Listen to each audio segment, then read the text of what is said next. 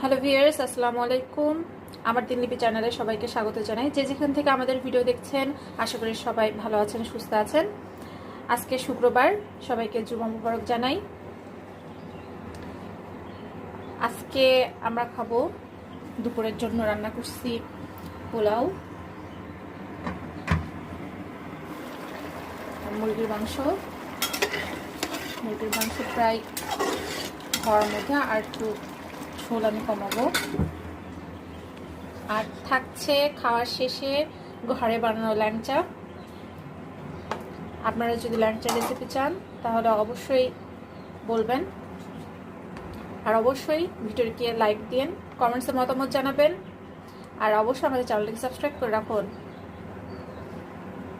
আর শুক্রবারে আপনাদের আজকে কি কি রান্না হয়েছে তা কিন্তু জানাইতে পারেন কমেন্টসে। সবাই ভালো থাকবেন, সুস্থ থাকবেন। আল্লাহ হাফেজ।